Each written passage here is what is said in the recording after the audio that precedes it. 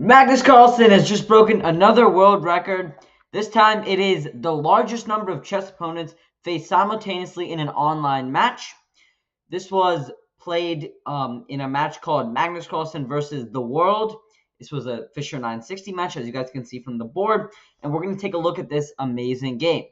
So in a freestyle game, it is important to note the back rank of pieces is shuffled. And you could say the second rank is also shuffled, but they're all the same.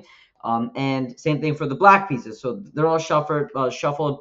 And Magnus opens up the game with e4. And Magnus, generally, when he's playing Fischer 960 or Chess 960, generally likes to move the queen out very early and get his king castled pretty fast. And here, after much debate, the move e5 was played by the World. And the World is not actually every single person in the world. It is 144,000 people voting on which move to play. So I don't believe they're using an engine, but I mean, some of them might be. And basically, after each move, they're like coaches, right, assigned to groups. And those coaches give you feedback on the move that you picked. Like, let's say if I voted for the move, I don't know, let's say if I voted for this move right here with knight c6, the coach would tell me why that's not such a good move or why it is a good move. So here there were many options from Magnus which you could have chosen. One of them is d4. This move is given the inaccurate symbol by the chess.com engine because of the very strong move e takes d4.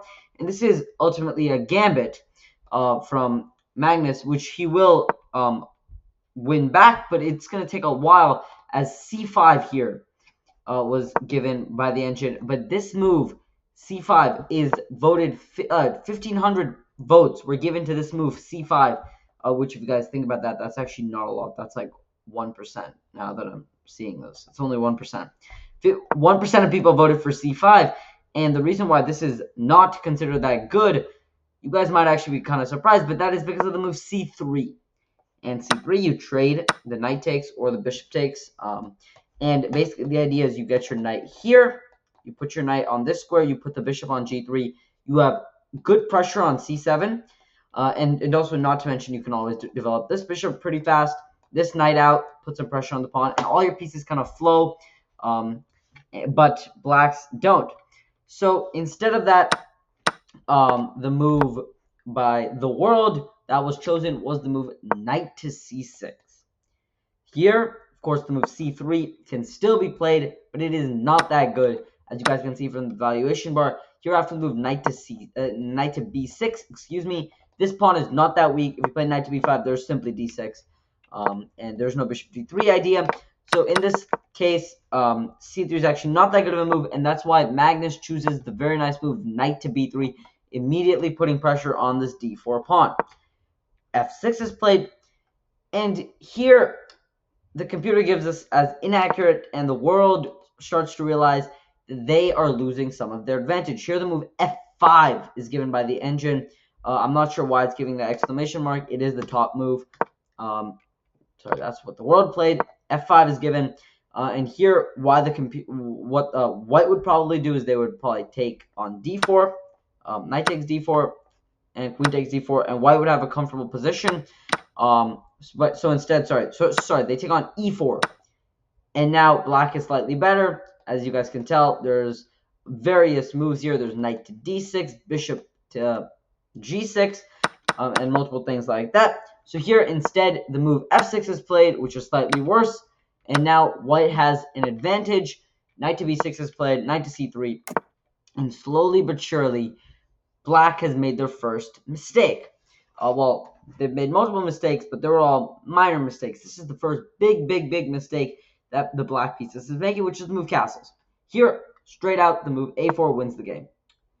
There is no debate about this. a4 simply wins the game. Black can try d5, which would probably be the best move. Here, you take the pawn. Here, if black plays, I'm not sure, like, so you try to take, we'd probably take back with the knight. But then, of course, here, long castle is just completely winning. Long castle is completely winning. You dominate on the d file. So this is why a4 is completely winning. But Magnus, he misses it. And he plays the move bishop to g3. Here, d5 is played. pawn takes, knight takes, and now the move castles. Sorry, excuse me, sorry, I'm so sorry, guys. That is not what happened. Here, Magnus played bishop to g3. First he castled, then he played bishop to g3. And then after the trade, d6 was played, and here Magnus again has an advantage. And this move a4, followed by the idea with a5, kicking out the knight, is very strong. And Magnus first preps for it, king b1, and now after queen e6, he plays queen b4, and he has some bad intentions. He is, of course, going for a7, but not only that, after king to b8 is played, here he has the very sneaky move, b3. What this move does is it does like quite a few things. First off, let's say here, I don't know, like let's say h5 is played, right? Just taking more space. Now you play knight to d5. Black takes, they lose their rook, they lose the game. Right, okay, so they don't do that. Black will probably play, the computer's giving queen c8 as the best move. Right, so just giving up a pawn, you win the pawn, you win the game. And then here, that brings back the point. The best move in this position, believe it or not, is the move queen to e7. Which might shock you, because you might think knight to d5 is still looming in the air, right? But actually, this move is not, because after you take, you can't even take the rook anymore.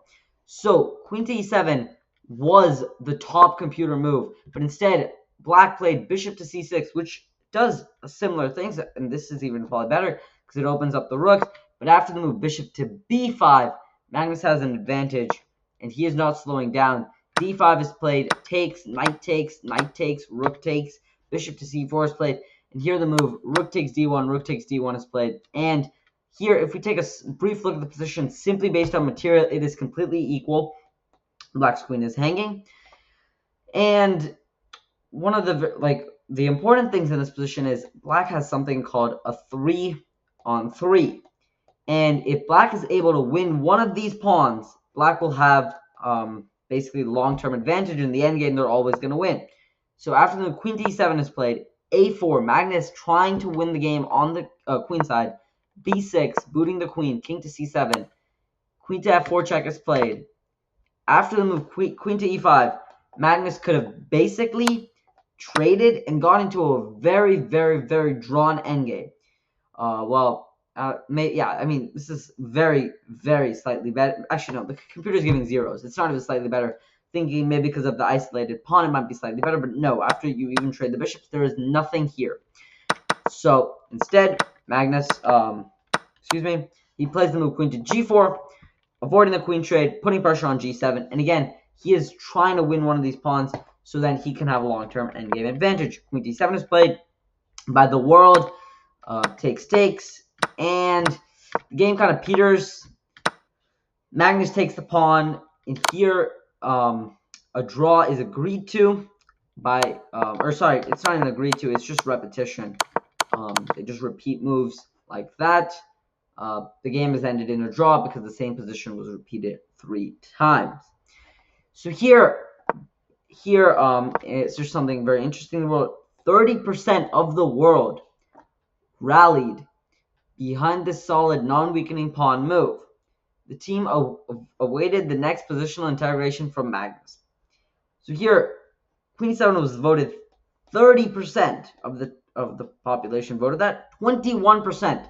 This is like, if you bring this back into context, 30% is like 50,000 people are voting for this move. Which, if you just think about it, 50,000 people is so many people.